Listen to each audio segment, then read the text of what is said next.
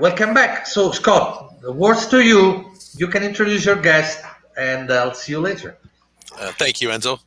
First of all, as Diego mentioned, I'm really excited about today. We have an amazing panel today. So I'm actually just going to go around and introduce them in the way they appear to me, clockwise. So I'll start with a dear friend and a teacher in the program that I'm responsible for at La Roche, one of the highest rated teachers on campus this past semester. I don't think I shared that with you, Max, personally, so let me share it with the whole world. But for those who kind of haven't really been paying very close attention or maybe new to the show, Max, tell us a little bit about yourself and what you're involved in now. Hi, everyone, and thank you for having me here. What I'm doing right now, after 40 years in hospitality at all different levels and departments, I would say that I have learned a lot, and I have realized one simple thing, that the more you know, the less you know. So in this sense, I'm constantly learning.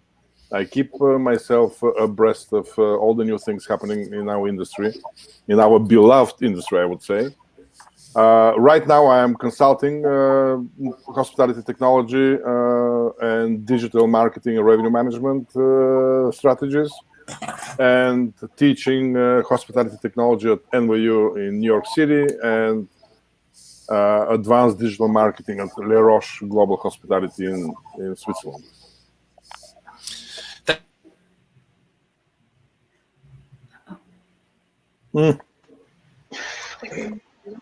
This is frozen, Scott. I think he got to my emotion. This is the last episode. That's the reason why, probably. Anyway, so let's keep going around, and I will leave the words to Yuta. You can introduce yourself. Hello, good afternoon. Thanks, Max. Go ahead. I think here we are. Okay. I was taking your place, Scott. Anyway, I'll leave the words to you guys. I just felt I could tell that I was frozen because everyone else is just little spinning clocks. So thank you, Max. Let's now let's go to you, Yuta Moore, with More Consulting. Tell us a little bit about yourself and More Consulting does. Hello, I'm Yuta Moore. I'm the Managing Director of More Consulting. I've had over 25 years in hospitality and the last 20 of those in revenue management. So we do a lot of consulting for both independent properties on revenue strategies, but also for medium and large groups to implement revenue management technologies. We also get into the digital space of marketing at the moment, and are literally very, very excited at this point in time because there's so much change happening. The pandemic has accelerated the need for more digital tools and the need for doing a lot more of the heavy lifting because staff is quite scarce at the moment. So we're really enjoying helping hotelities to define and redefine their revenue strategies and efficiencies. Thank you, Yuta. And of course, last but not least, another dear friend and a revenue evangelist and analytics evangelist is one of the titles that she has on her LinkedIn, which I love to give her a hard time about. But she's actually the first person that I saw that. Now you've been copied a little bit, which is the ultimate form of flattery. But Dr. Kelly McGuire, please tell us a little about yourself and about what you're doing now at ZS and some of the neat stuff that you guys are involved in. Thanks, Scott. It's a pleasure to be here with everyone and to be closing out this terrific series with this really fun topic. As Scott mentioned, I am the managing principal for hospitality at ZS. We are a mid-sized global consulting company working cross-industry. We really specialize in commercial strategies and solutions. So my practice at ZS is kind of the culmination of what I've spent my career in industry and with on the vendor side and now in consulting doing, which is to help companies up their revenue management game. So really focusing in on how do you deploy technology in the right way? How do you set up your internal processes and business strategies to align with market opportunities? And how do you get the people ready to leverage all of the opportunities in the market? So it's like I said, we get to play a lot in this area of revenue management systems with data science and AI technology. So lots of fun. Looking forward to the discussion today. Yeah, I think Kelly, honestly, some of the stuff that you and I have talked about with I'm not really creating these new innovations, quite frankly, but figuring out how to fill in the space in between properly, and really make stuff that we didn't necessarily always connect and be able to be used more efficiently is something I think that's really, really interesting. I'm sure we'll get into a little bit as we talk today. So for those that don't know, the way we run this panel is we run it very, very closely with the Hospitality Net Revenue Optimization Expert Panel. All of the people that are on the panel today, in fact, are contributors to that bi-weekly article as well. And so the final one in the series was what's new in the toolbox. So what we do is we ask the panelists to take a look at the opinions that were written and kind of pick up on a couple of things. And so let's jump right into our discussion. So let's slide to that first topic.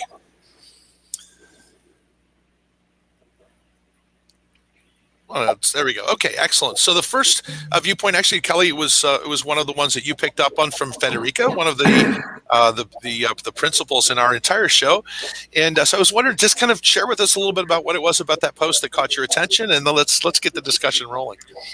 Yeah, sure. So I think Frederica really honed in on this theme, but I think it was picked up in probably the majority of the posts in this. When we think about all of the opportunities that will be afforded with some of these advancements in systems and the opportunity to leverage advanced analytics and machine learning, but really data science in general and advanced analytics, is that the real need for the job of the revenue manager to evolve, and the opportunity for that job to evolve. So what I like to think about it is, all of these systems, everything that's new in the toolbox or that's been in the toolbox and we need to continue to leverage properly, really represent decision support systems for this crucial role. And what it will allow us to do is get away from this sort of tactical day-to-day rate management and really move into more of a holistic demand management, strategic type of a role. If we're not worrying about do we raise or lower rates by a few dollars here and there,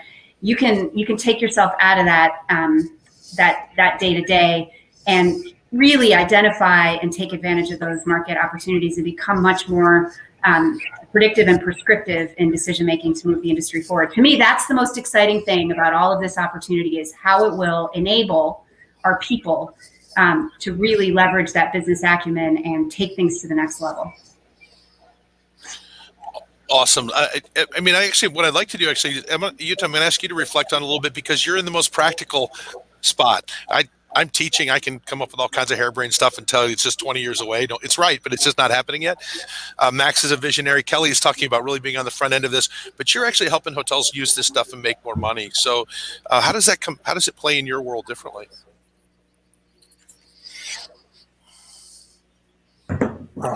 You might be muted. I do apologize. I hope the echo is gone now. No, much better. Much better. Oh, okay. So first of all, there's a fairly long process of actually deciding on the technology, because a lot of revenue managers or hotels in general spend a lot of time generating a lot of manual tasks and trying to analyze data, trying to actually compile the data. So there is so much that we can achieve by just putting an automated revenue management system in and taking away all those really laborious tasks that don't really enhance your revenue performance. So by selecting the right systems for your property, immediately we can see an absolute uplift in the skills of the revenue manager, because suddenly they don't have to spend hours and hours creating reports, but they have, at the click of a button, they've got all the data available and they can really focus on those revenue enhancing jobs. Unfortunately, I would say there's still a lot that the revenue management systems companies can do at this point in time, because it's always the first generation that gets trained, and once that revenue manager moves along, it's a lot of skill is lost. And I think with the much newer platforms, it is so much easier to learn and get to know a system, that it's much easier to hand over from one person to the next as well. I completely agree, and thank you. And so, Max, I want to go to you now. Let's throw the kind of the future thing on it a little bit. What are the implications overall? Because you and I have we've actually written a couple of things together that talk about kind of the bigger picture of all of it. But how does that come into play? Well, I mean, first of all, I think that the old-fashioned revenue manager role is obsolete right now, because revenue management has to evolve and become profit optimization, profit management. And a revenue management system actually should be a profitability optimization system. So in this sense, I believe that revenue managers should be more focused on profits versus revenues. And I'll explain why. You have very expensive operations at the hotel. The top six cost drivers, 5 of them are fixed costs that you cannot even possibly touch. I mean, from commercial mortgages to utilities to labor costs, which now consume up to 70% of RevPAR. So all of these fixed costs that are only going up, I would say the only cost factor that the property has any influence on is distribution. And distribution means not only more revenues, but revenues at what cost? And revenues at the least amount of I would say cost. So that's why revenue in itself is not sufficient. And actually, higher-end properties have noticed that with less revenues, they can generate better returns and better profits, simply because by managing, variable costs and so forth. So in this sense, I think that the role of revenue at any cost is an old-fashioned approach in revenue management. It should be profit at any cost. New slogan. So that's why being able to focus on profitable revenue. You cannot do this with Excel spreadsheets. You cannot do this with using your hunch or your experience. You have to use technology in order to do that. And a revenue management system, especially the next generation revenue management systems, the cloud-based, AI supported, and so forth, are the right tools for the job. So, and Kelly, I want to come back, if you don't mind, to you. And before we wrap up on this topic, some of your clients are some of the biggest hotel companies in the world. You won't even tell me when it's just me and you, so I'm not going to put you on the spot in front of everybody. But they've got a different challenge, right? Because there's multi-million dollars of investment into things that they have. It's nice if you're opening a brand new hotel, you can buy the current stuff, but otherwise you're kind of committed to a lot of these things. And so I know a lot of your effort is going into sort of moving this in the direction of not having to print something and type it over here and those kind of things, and really elevate the ability of the revenue manager to be a decision maker supported by technology. So what are some of the big challenges that are trying to be overcome in that space right now? Yeah, I think I would identify two, one on the people side and probably one more on the process side. So I like what Yuta had to say about the sustainability of the use of the revenue management system. So you put something brand spanking new in with all the latest technology, and you train up the team, and everyone's excited, and we're making a lot of money, and then you get turnover and time passes, and how do you really keep the momentum and going with those solutions, make sure that the users are continuing to be trained, and you're taking advantage of the latest and greatest that those vendors have to offer, with everything being delivered software as a service these days. So I think, you see a lot of companies putting programs in place to make sure that you're getting the most out of the existing technology, that you've got training, that you're being disciplined about about how you want to take on new features and functionality. And really just keeping that, and that you're reviewing configurations and making sure that the system health is aligned. So we see a lot of those activities to say, look, we made this investment. How do we just make sure we continue to get the most out of it?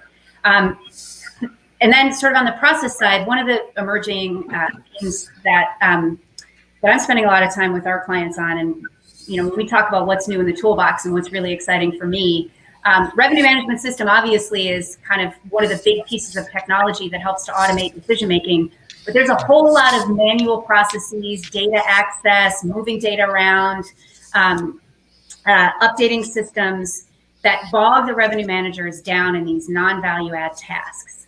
And there is some emerging technology options that allow us to automate those hands-on keyboard manual processes without disturbing the existing technology stack, but really replace the humans with bots that are going to mimic those actions of the people in the process. And that takes the revenue manager out of the business of shifting data around and copy paste and creating reports, and puts them and gives them all that time back to make more, to make those revenue maximizing or profit maximizing decisions.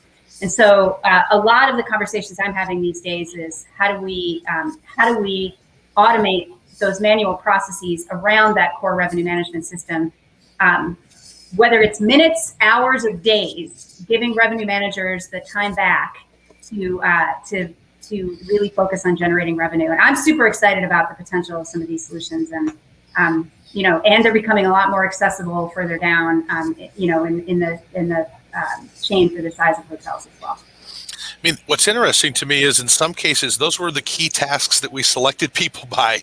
We went out to the front desk, who's best at Excel? You're the revenue manager. And now things have changed significantly.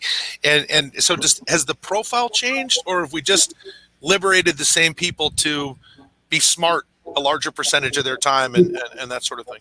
Yeah, the profile is absolutely changing, Scott. And I'm going to get, I'm sure, violent agreement from the other two panelists on this one, but we're definitely moving away here in industry from that tactical Excel manipulator and into someone with a more strategic mindset, and really leveraging that business acumen so they can look at the problem more holistically, understand the impact of moving levers, work cross-functionally across the organization.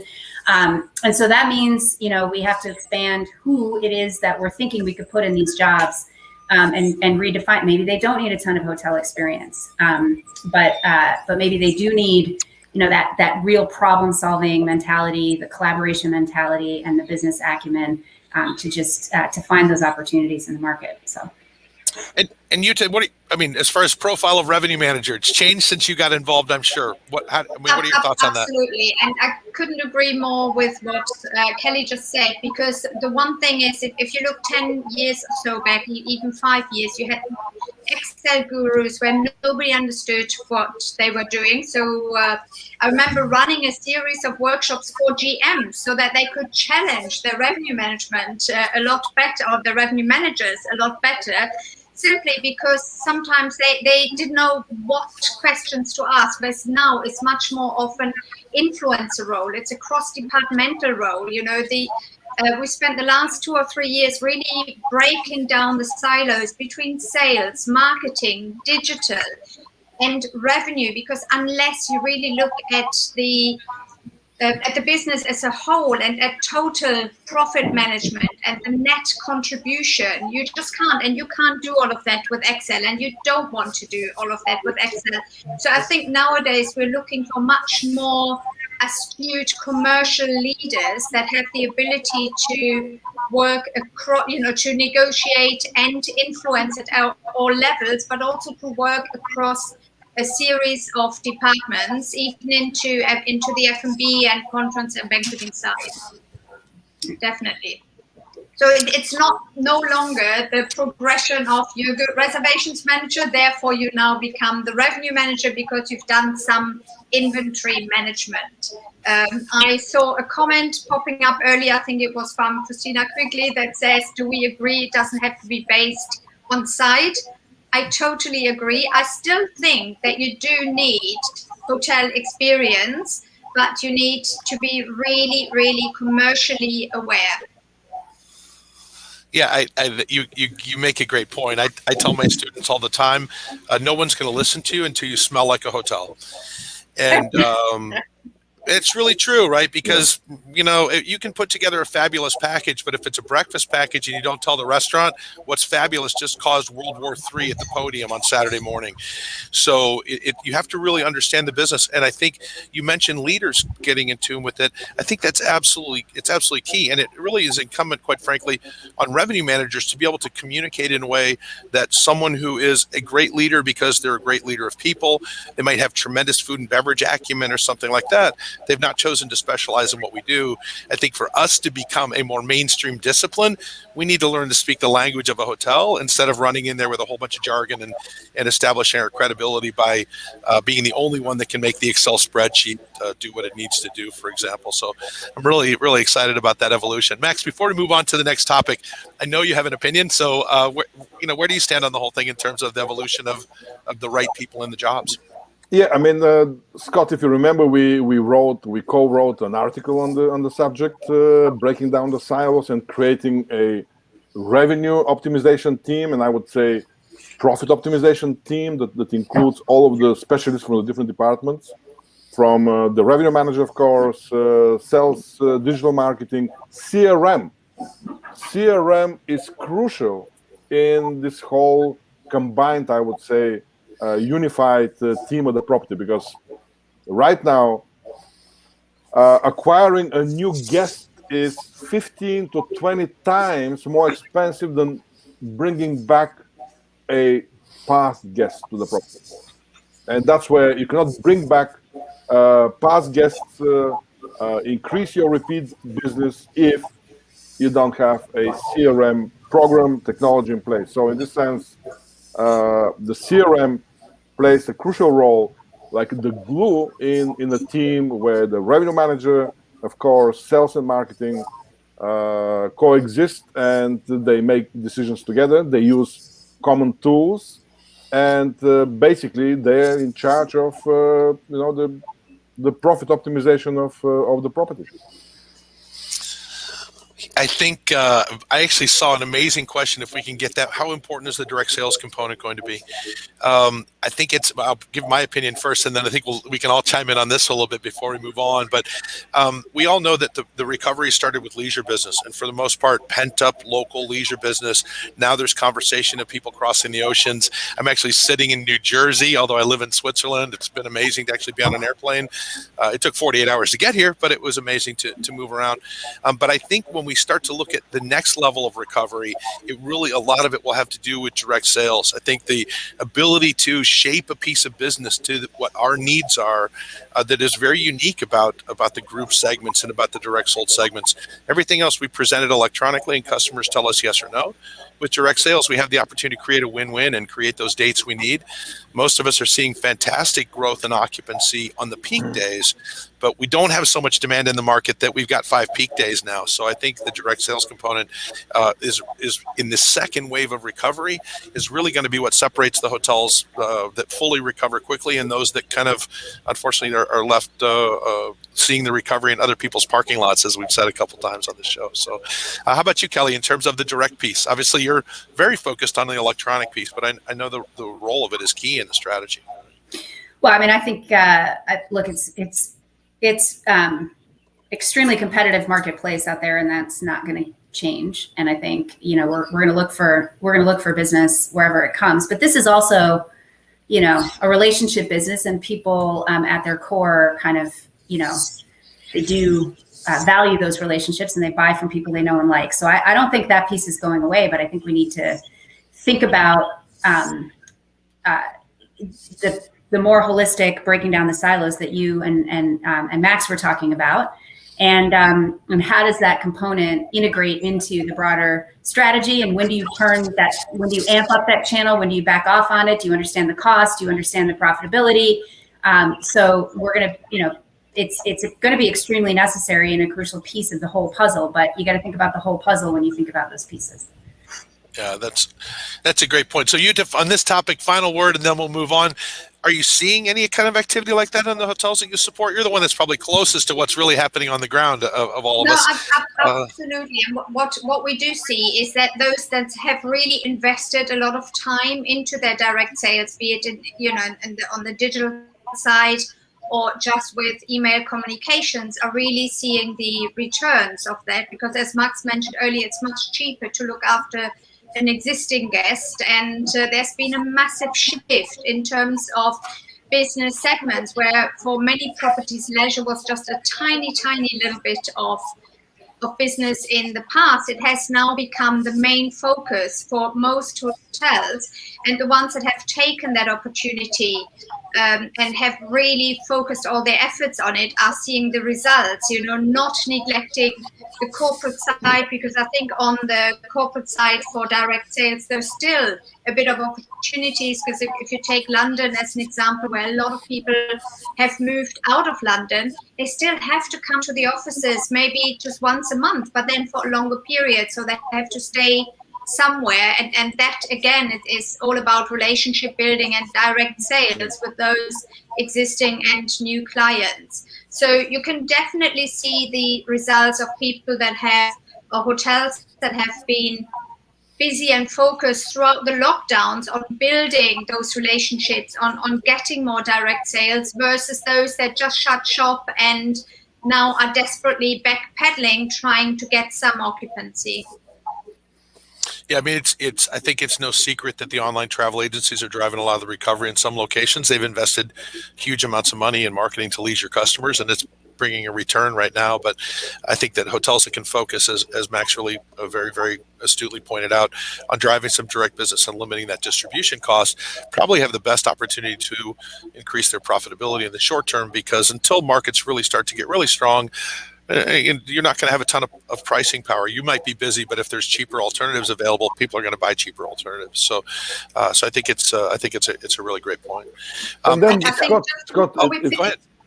Just before we finish there, because you just mentioned the pricing point. So the one thing that we've seen as well is a massive increase in ADR. So people are not going, or the majority of hotels are not going down that pricing hole and competing against one another, but they have really optimized kind of their room inventory to drive a much better ADR, which is incredible, because it does make up quite a lot for the losses of both the lockdowns and just the lower occupancy.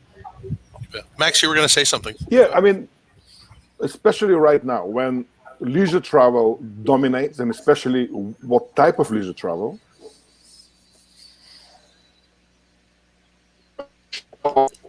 even staycations, mid-haul, I think that any property should own their drive from short-haul feeder market, period.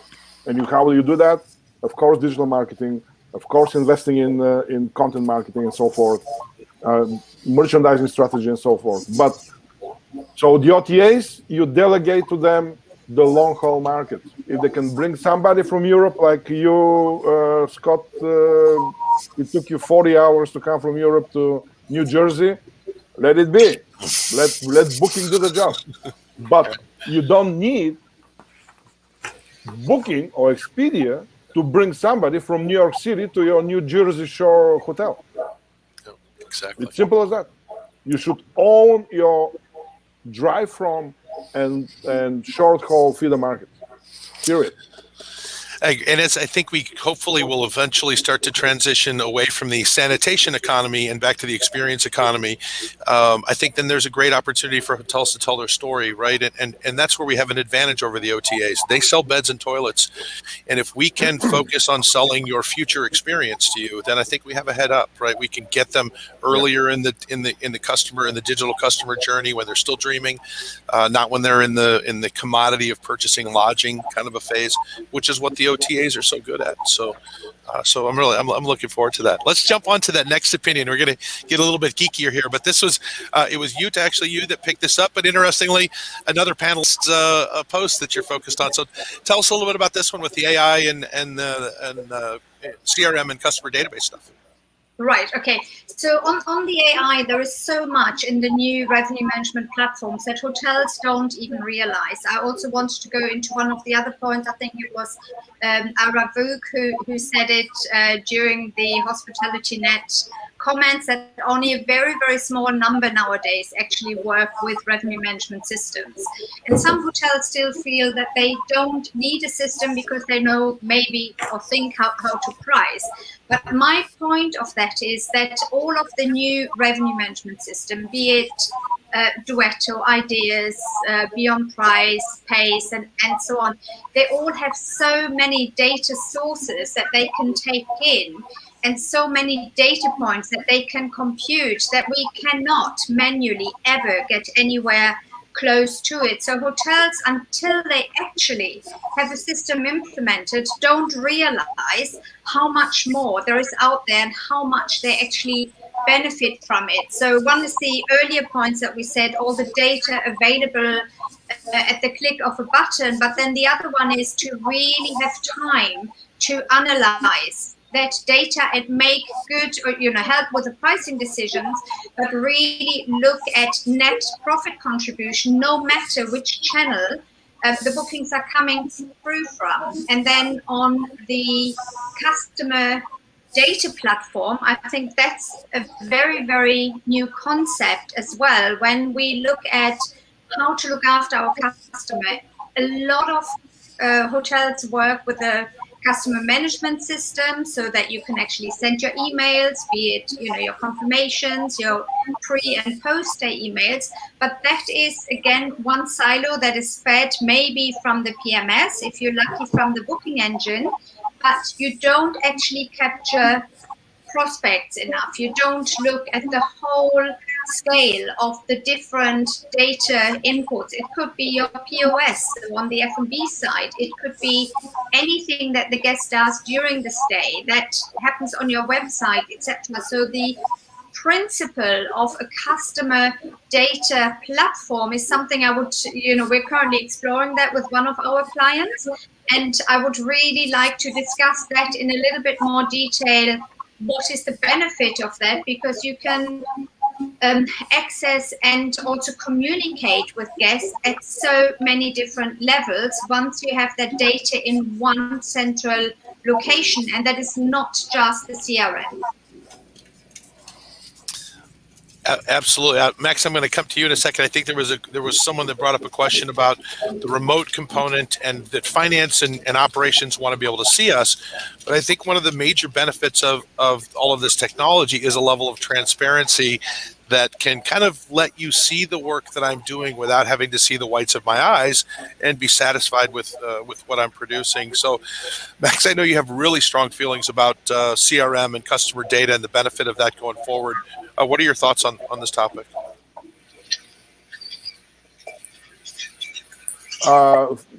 Remote versus on property, is that what the question is? No, more about the whole idea of the benefit now of getting to know our customer better, using some of this technology to focus on being able to communicate with them, as you mentioned. I mean, listen, revenue management doesn't differentiate. I'm talking about the current version of revenue management between new potential guests and existing guests. There's no difference. And that's dead wrong. That's dead wrong. Because you know everything about your past guests. You know their habits. You know what type of room they like, even the room number that they prefer. You know all of this, but you don't take this into consideration when you determine your rates. I mean, this is just, how shall I put it?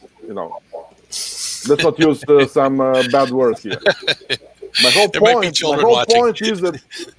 point is that you need to use other data sources than rate shopping for your competitors, than historical data, and let's say booking pace data. You need to use your CRM data, the RFM value of each of your past guests, the recency, frequency, and monetary value of each of your past guests. You have to use data that is readily available. For example, we are talking about your comp set pricing data. Who is your comp set? Is it the STR classic comp set, or is it your digital comp set? which are all of those properties that rank better than you on Google when somebody searches for characteristics that are typical to your hotel. For example, if you're a boutique hotel near Times Square in New York City, when you search on Google, who comes up first above you? And those are your competitors, your digital concept. So what is their pricing? It has nothing to do with your classic STR concept. What about short-term rental? They're all competing for your business. So in this sense, having the pricing data of the local Airbnbs that compete directly with your business, your digital comp set, your classical comp set, you cannot possibly as a human deal with all of this data, the CRM data, all of these different data feeds, for example, that come from your website. What about booking engine denials? What about the geolocation of people that do not book but come to your website and they search, and which content parts of your website do they search? Maybe they search your spa, maybe they search your F&B and so forth. So what I mean is that all of this pathing behavior, website pathing behavior, CRM data, different comp sets that you, whether you like it or not, you have, and you have to take into consideration. All of this, you can manage this data, humongous data, only if you use some kind of technology and if you use especially the new type of revenue management systems, the Duetos of the world, the ideas of the world, the SHR revenue management system, of course, all of the classic, I would say, revenue management systems that have advanced tremendously. Rainmaker, for example, revenue management system and so forth. Atomize in Scandinavia. So these are all systems that help a revenue manager make sense of what's out there, and making sense out of what's out there has become so complex that it's above and beyond any human mind. It doesn't matter how many degrees you have, how many years of experience you have. I totally agree. I completely agree. And Kelly, I want to jump over to you before we move off of this one, right? Where the comment came up that not every hotel has a system. In fact, less than half is, I think, a pretty safe 20%. 20%, right? So, but we're talking about customer lifetime value in a way, right? And we're talking about something that's pretty elusive. So, are we ever going to get there that we're able to measure that and really know and feel good about it, to feel good about saying, okay, I have this opportunity from a perfect stranger. However, a better decision for me is a customer lifetime value play. And now trust me that we charged less than we could have because it's better for us, right? How do we get to that point? Yeah, look, here's the important thing to think about here. We can absolutely get to the point where we understand customer lifetime value. That's a data issue. The data exists. We can process the data. Whether the technology is accessible to every hotel at every level, we could argue it's not yet, but it could be. So the answer to the first part of your question, can we get to customer lifetime value? Sure. Yeah. That's math and data. I think the real challenge is how do we operationalize that? So once we know this, what decisions are we making based on it? And there's where the strategy and our understanding of customer behavior and human behavior needs to come in, because there are some serious perception problems that could evolve if the general public thinks that hotels are starting to discriminate price based on customer value. So to me, the real magic in this is not, can we do it? We can. Should we do it? Yeah, we should. How we do it is really, to me, is really going to be the challenge. So I think and that's where the person, again, at the center of this is really going to be important. So looking at this through the lens of, is this going to be perceived as fair? Is this going to be a great short-term decision, but impact our long-term profitability? How will this reflect on the brand promise and the brand values? I think will be what's important. And that is absolutely a human decision, not a technology or a data decision. So there's where I'm really interested to see how this plays out, right? It's the intersection of we've got the data, we have the information, consumer behavior, and then how we're going to actually use it. Yeah, I mean, you talk about customer perception. Every single one of us has got on an airplane, and the first thing we do is we take a survey at what everybody else in our row paid for the same seat to go to the same location. That's just human nature. And so there's a component with how people will perceive that. What about internally? I think there's an issue with aligning comp, right? If we're going to take a look at the true total revenue management, but we're going to incent me on the star report, well, I'm much better off getting $10 more in room revenue than I am in selling $150 worth of food. So we it seems like that kind of has to come along a little bit as well. And I know that's one of your hot buttons. So just comment on that a little bit before we move on to the next topic. Yeah, I mean, I think this is the red face test a little bit. Like, you're going to figure out a way to price discriminate, and that's the core of revenue management, is understanding how customers value the product at different times, for different reasons, and then capturing the most valuable mix of those customers. So we've always needed to have this sense of customer value, whether it's down to an individual or a segment. But then how do you really set up your systems and processes so that you are treating customers fairly while maximizing that revenue potential? Is there a reason why this room at this time was more expensive than another one? And I think that, to me, it's that layer of, we're talking about what's new in the toolbox, where all these new opportunities are going to come from. The real danger here is, with more information is going to need to come more nuance in decision making, more strategy, and more thought. And so, to me, it's the data will be there, the algorithms will be there to help with that decision support, but the computer will never replace human judgment, human intuition, and human understanding of human behavior. That's where the people are going to come into this process. And so, with all of this, new technology comes some power that we're going to have to leverage in the right way. And it'll be interesting to see how that evolves. Cool. Christoph, do me a favor. Let's jump to the next topic. And it's perfect segue to talk a little bit about, we talked about the 20% of hotels that have systems, right? So many don't have them. And so, Max, this was actually one of the opinions that you picked out, and it's all about that, right? How do we get ourselves to that point as an industry? And interestingly, how do we get some of those hotels that are maybe not at that tip of the spear in terms of technology still to be able to take advantage of some of what we're talking about today? Yeah, I mean, first of all, the survey by Skift, 20% of revenue management system adoption worldwide, it includes all of the major hotel chains. If you look at independents alone, actually this percentage is less than 10%. Less than 10% of independents have, which is, guys, it's 2021. It's really, how shall I put it? We had in New York City, the Hilton on 6th Avenue, 1,750 rooms until a few years back, had a revenue management department of 13 employees. No revenue management system, 13 Excel gurus. So, and again, it's ownership, not understanding what a revenue management system can do for your hotel. Because again, we already mentioned that the data feeds are becoming so complex, especially now with travel demand, that's all that matters right now. Historical data is out of the window. Comp set pricing data out of the window, because how sure you are that your comp set are smart enough or smarter than you to come up with the right pricing.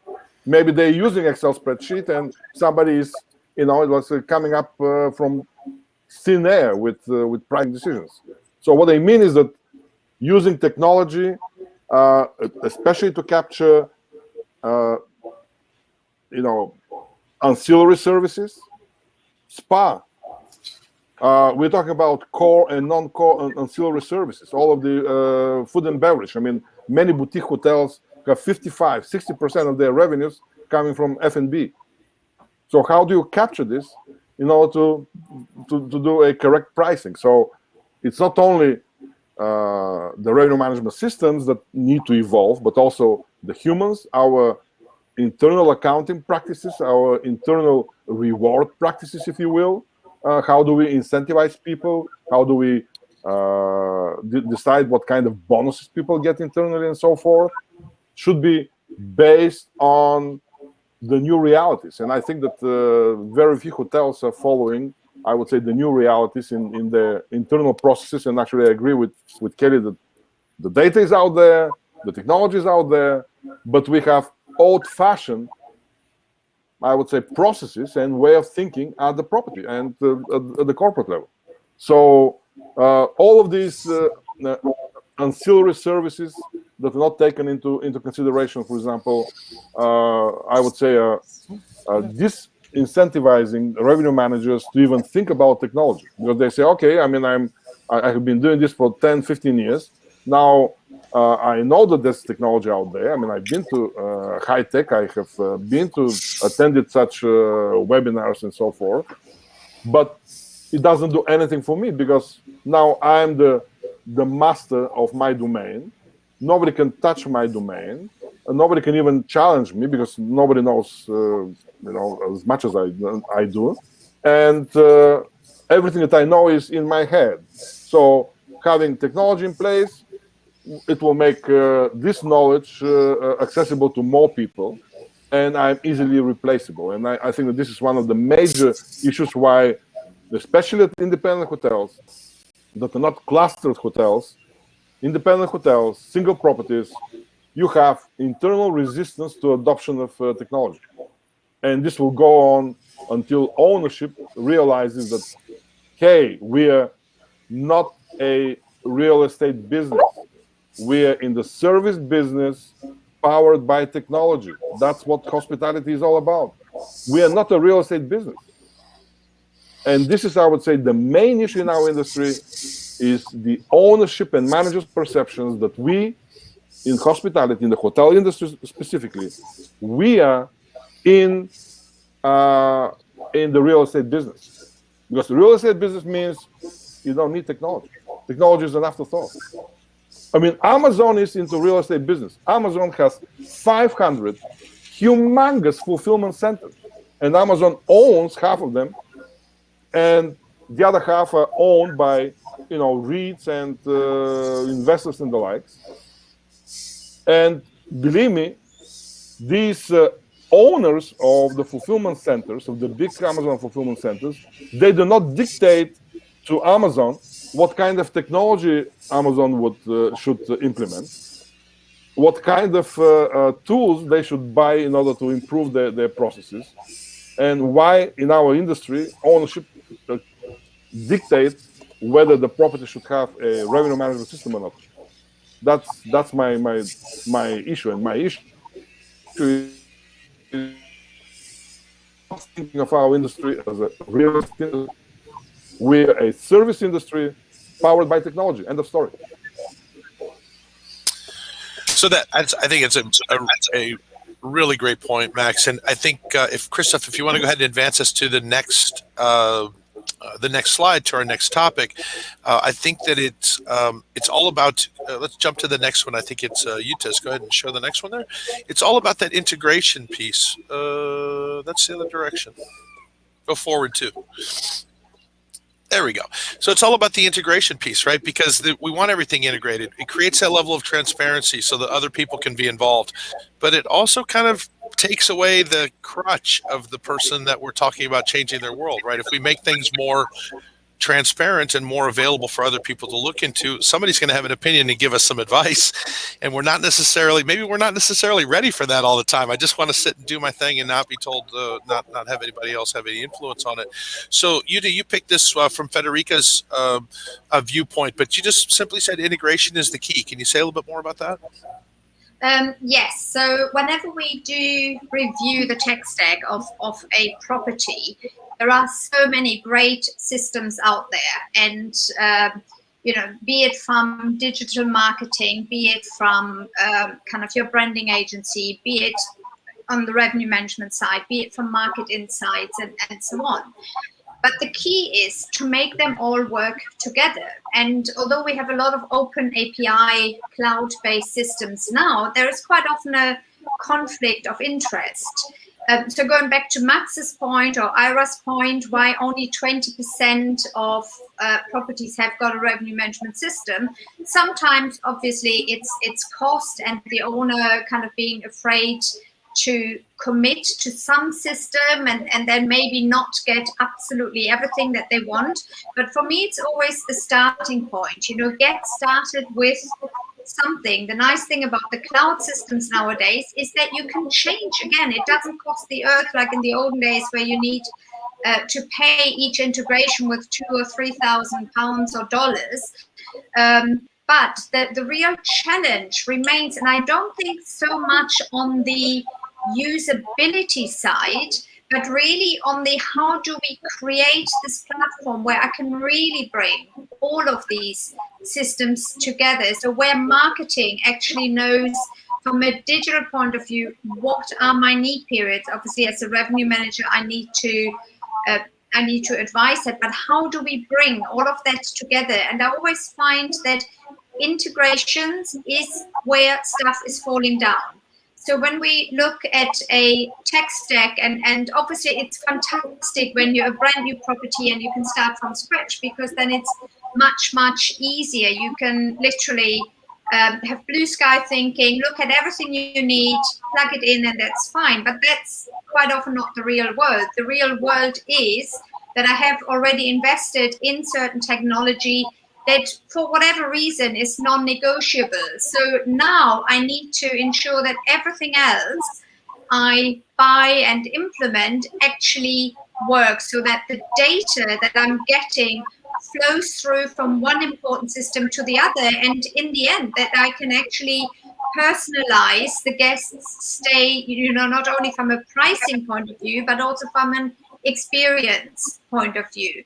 And therefore, I think that the one key that we always have with any implementation, and quite often you only find out when you're project managing it, when you're bringing everything together, is that the integrations should work for all of the important data fields that you need, be it in a revenue management system, be it in a digital marketing system, or just be it in the CRM or customer data platform. That really is the key. Yeah, I mean, that's why I'm so excited about the new crop of property management systems, with integration hubs, the Opera Cloud, for example, Protel Cloud, and so forth, all of the others. I mean, stay in touch. For example, the Oracle integration system has over 3,000 API capabilities. Protel has 1,100.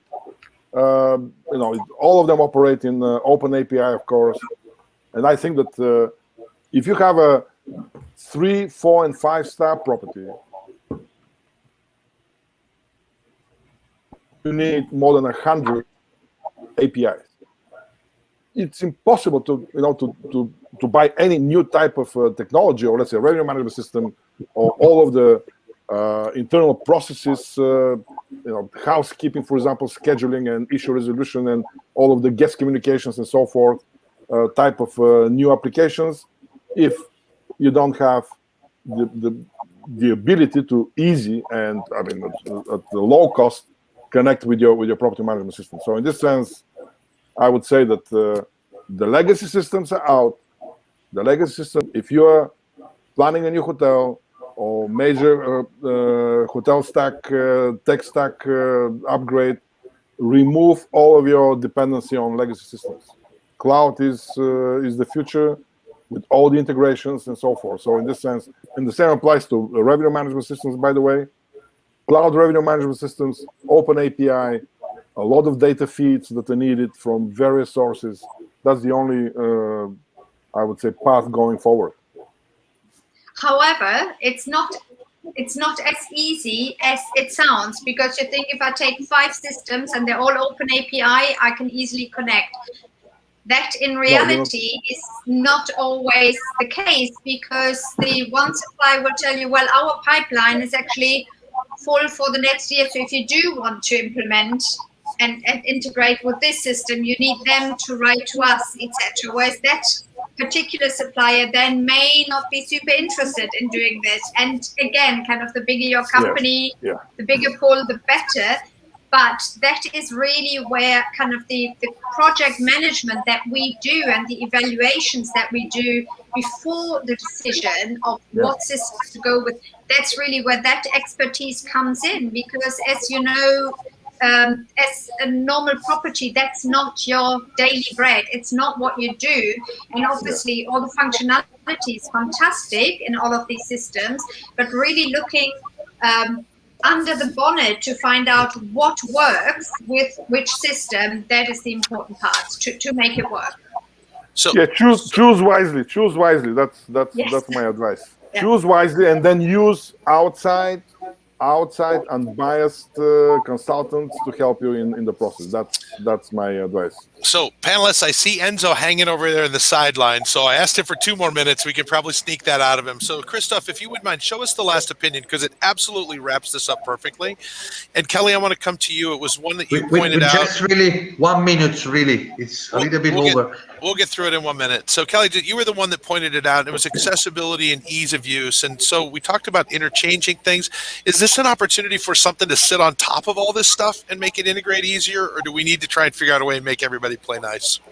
You know, I think if I was going to add on, Max did a terrific job of sort of indicting the hotel side of the equation to think differently, to shed sort of the legacy. We're not real estate companies, we're service companies based on technology. And yes, there needs to be a mind shift on the hotel side. But I think this last discussion about integration shows that there also needs to be support on the vendor side as well.